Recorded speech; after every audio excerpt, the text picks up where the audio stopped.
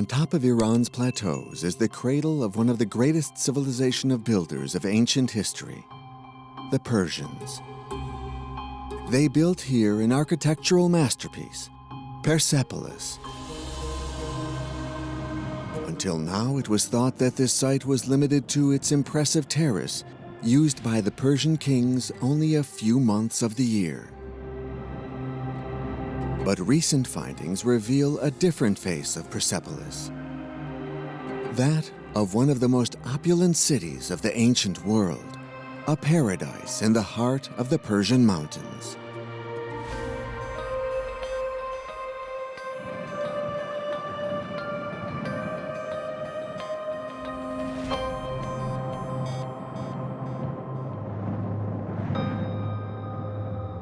When you think of Persepolis, you think especially of this huge artificial terrace on which stood sumptuous palaces, and upon which we still see the impressive proportions. The royal terrace demonstrates the excess of the Persian sovereigns, over 1,500 feet long and 1,000 feet wide. Before reaching the palace, the visitor had to use that entry, flanked by two gigantic statues of bulls. The entrance had a very symbolic name, the Door of All Nations. Between the 6th and 4th centuries BC, the Persian Empire of Achaemenid dominates 23 nations, represented on the reliefs of the terrace. Here, two different peoples from Anatolia, the Ionians and the Lydians with their specific hairstyles. There are the Nubians, who came from today's Ethiopia.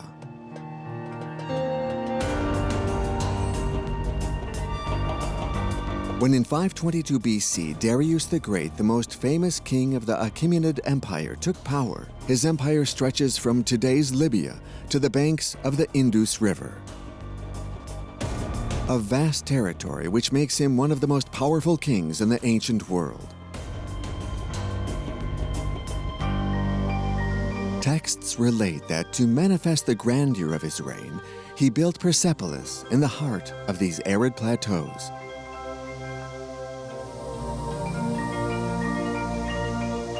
He came here with his itinerant court during major seasonal ceremonies. Delegations from all the peoples of the empire come here to proclaim their allegiance to him in a procession loaded with gifts.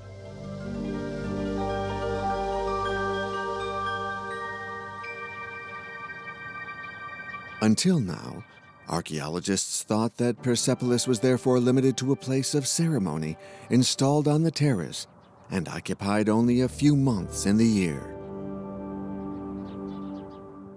Yet Diodorus Siculus, a Greek author, describes Persepolis as a veritable city, the richest of all Persia. Today, from the terrace, we see absolutely nothing of it, so where is it? Below, there are no elevations. No remaining vestiges of the Persian city are visible. Pier Francesco Cagliari has been digging at Persepolis for 8 years. He and his Iranian colleagues have identified the shortcomings in the models established by archaeologists who have studied this site since the 19th century. The royal terrace dominates its surroundings by several meters. What did they think existed below? The first archaeologists who came here did not give much importance to places around the terrace. They showed no interest. I think that was because there was so much to excavate here. This area is enormous.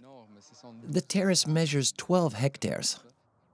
But it interested you. Yes, because it's like a big ship on the ocean.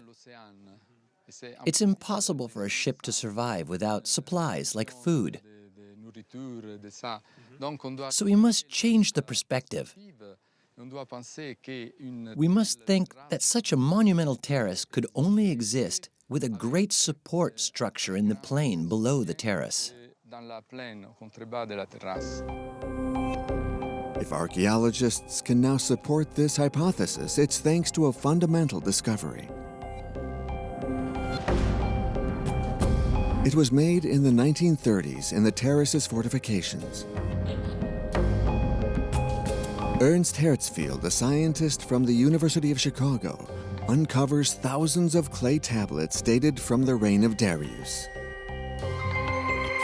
For the archaeologists, these tablets are carrying key information for understanding Persepolis. But there are so many that decades later, they are still not all decrypted. Today, some of them are being studied in Tehran at the National Museum of Iran.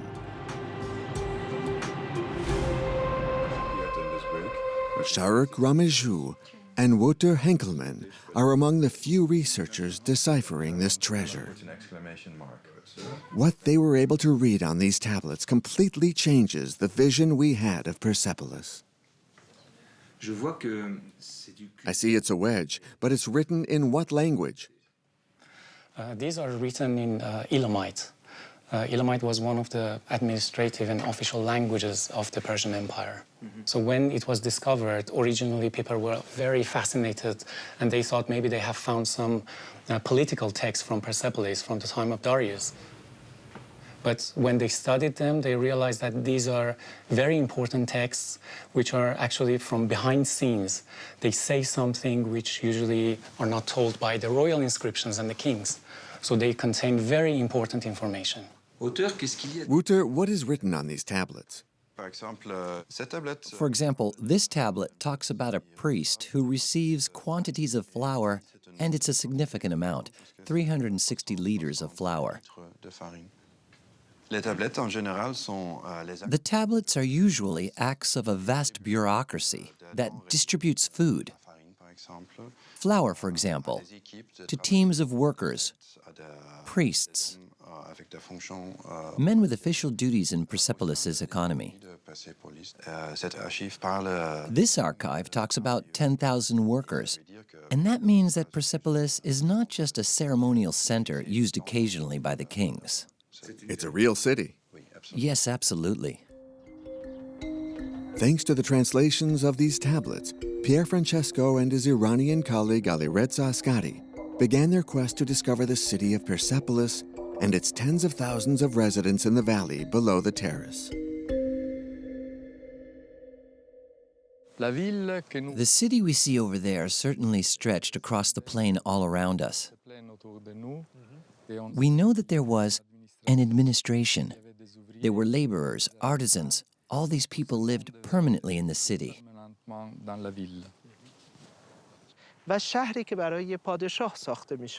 Persepolis was a royal city. The king received delegations from throughout the empire. He had to impress them with opulence. We must look for a city that's like no other city.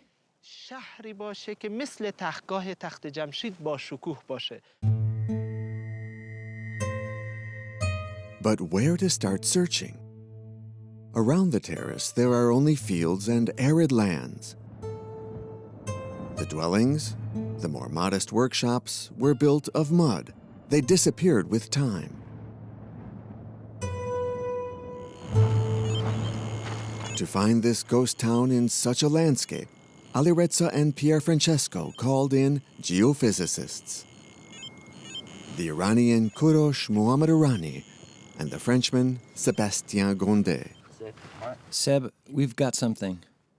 Thanks to this portable instrument, they measure the soil's magnetism. Geophysical survey is a method particularly suitable for a field such as this. Yes, first, all human activities have the property to increase the magnetism of the soil, magnetism which we measure with geophysical exploration. With this method, we managed to do about 1 hectare per day, allowing us to map large areas. It's perfectly suited to a case like Persepolis. We know the city was probably spread out over several hundred hectares. Kurosh and Sébastien completed this work by direct observation of the ground. Look, concentrations of pottery. Here too. Here's an example, a piece of a big jar. And there. And here too. These fragments have been dated to the Achaemenid period. Decades of plowing have brought them up to the surface. They're everywhere. Yes. But they've been moved by farming, so they're out of context. In fact, on geophysical maps, we don't find a detailed plan of the buildings. That's why we also map concentrations of ceramics on the surface. And if we have a superposition of concentrations of ceramics and magnetic soil zones, that's when we can start to say, yes, there really was a permanent occupation here. The two scientists were able to identify zones of occupation, certainly the old quarters of the city. Archaeologists then began excavating these areas. And soon, the first signs were brought up. Here, an oven. There, a neighborhood of artisans. Or even large buildings, perhaps aristocratic residences.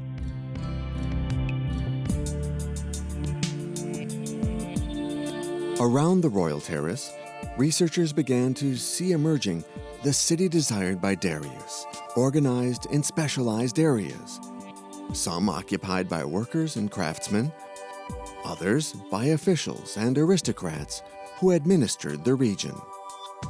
But the excavations have also led to an unexpected conclusion. Persepolis was not a very dense city. Its different neighborhoods are widely spaced from each other. Between them, vast areas appear to have been deliberately left empty.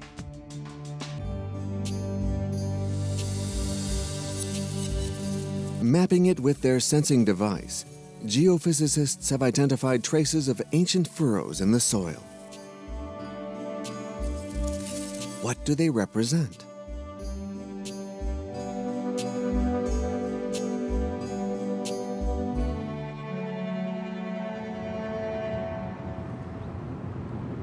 To answer this question, Sebastian gave me an appointment 30 miles from Persepolis.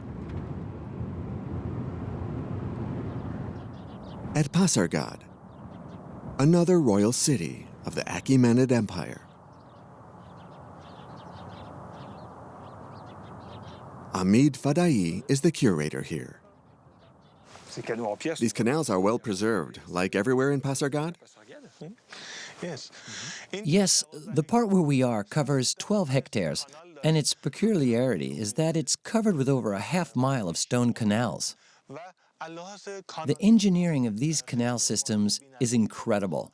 Their shape, their slope, their magnificent architecture with stone basins and sections without any joints. This is very well planned.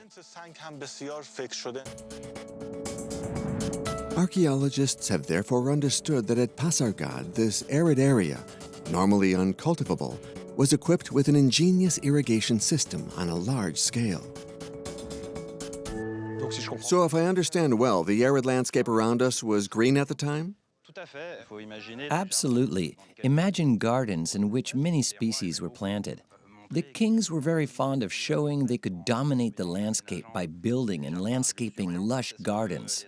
This is what Greek authors called a paradise, paradisos in Greek, and this term probably dates back to the Persian period. A paradise? A paradise. At Persepolis, we find this type of landscaping of parks to the west of the terrace. And in Persepolis, it might be even larger. Persepolis is based on the model of Pasargadi. They reproduced the model of Pasargadi, but on a much larger scale. And so these paradises, these parks, incorporated not only the palace, fields, and orchards, but also the common dwellings, the town. The power of these Achaemenid kings is measured by their ability to create these earthly paradises in the desert. Open gardens to be viewed by all, to affirm their prestige. To achieve such a feat, it was still necessary to find water. Using satellite images, archaeologists have found traces of an amazing canal at Persepolis. In the valley, Sebastian has followed the route over several miles into the mountain of Seidan, which we go to visit.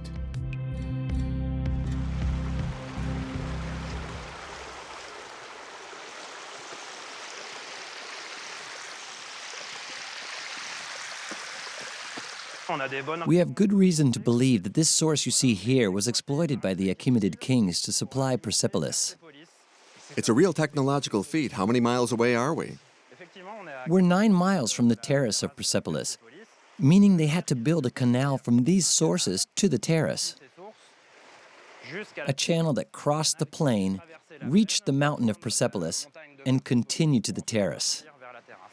And this explains the water used to irrigate the gardens? Exactly. To irrigate the parks, gardens, fields, and orchards. They needed a lot of water, so they came here. Why? Because this is good quality water. Other sources of the plain are often very salty. But here was great water for agriculture and also for human consumption of Persepolis' population.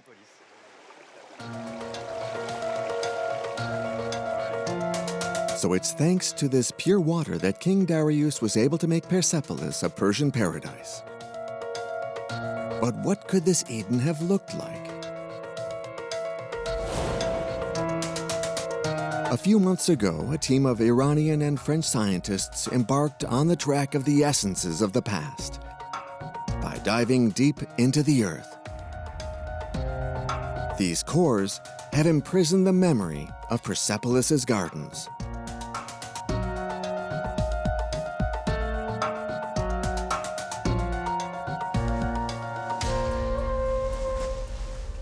Morteza Jamali is able to interpret these time capsules. He's a palynologist specialized in pollen. What we're observing is a section of a carrot from Lake Maarlu, not far from the palace of Persepolis. This period between 78 and 86 inches corresponds to the Achaemenid period, the period between 550 to 330 BC. The Achaemenid period represents only a small part of this core sample that includes sediment accumulated over 4,000 years. These sedimentary layers can trap pollen grains among other things, and pollen grains can reveal vegetation changes.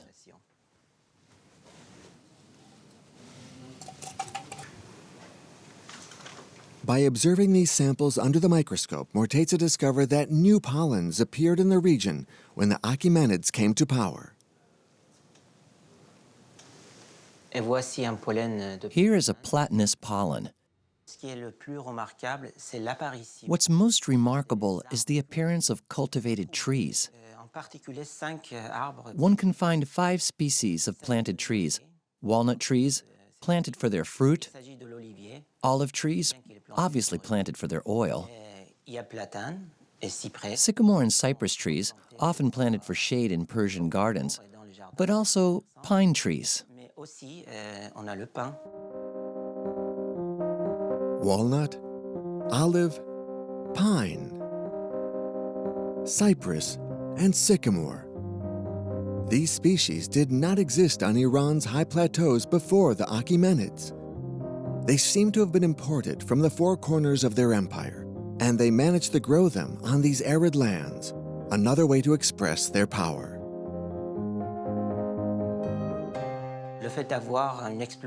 Observing a leap in pollen quantities from these trees, especially from items planted in the Persian gardens like cypress and walnut, shows the Achaemenids significantly landscaped the area. Here was something new. It may be the invention of garden cities or the large-scale development of gardens throughout the area. Thanks to the work of archaeologists around the terrace and its palace, Persepolis, the Persian Eden, is revealed. A city with islands of housing spaced from each other and embedded in lush vegetation, with fruit trees, shade trees, and ponds. Persepolis must have been the most opulent city of the empire, the Persian paradise. This marvelous city was the work of Darius the Great. In any case, that's what history retained until now.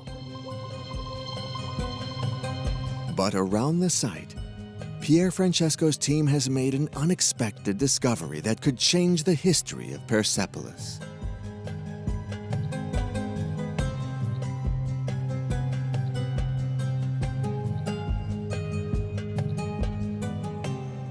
What exactly made you search here?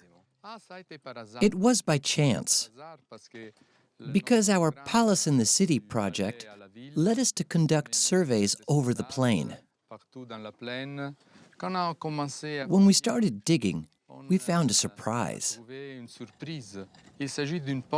This is a monumental gate, which has a rectangular plane. It's very solid.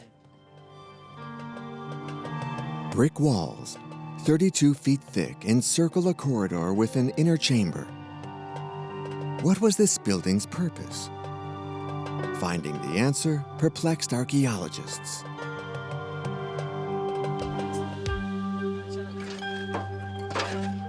Until in searching, they discover these decorative elements.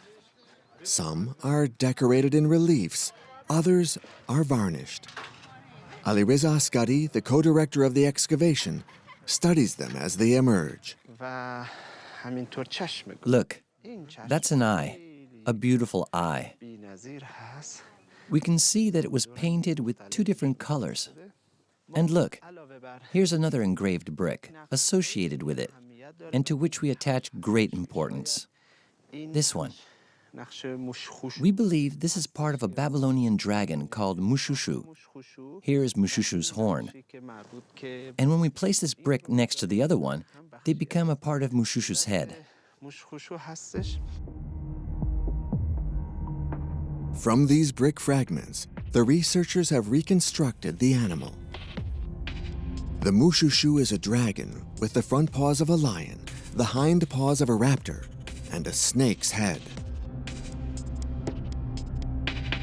A mythological animal originating in Babylon that archaeologists had never before found in Persia.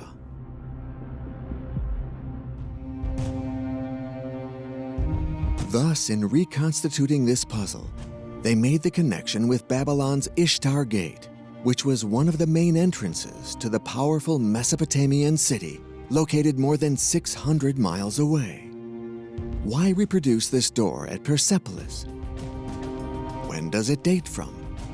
An inscription put them on the track.